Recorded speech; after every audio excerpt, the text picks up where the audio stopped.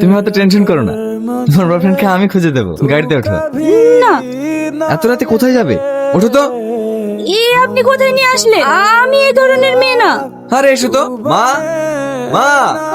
তুই বিয়ে করে ফেলেছিস? আমি বিয়ে করিনি।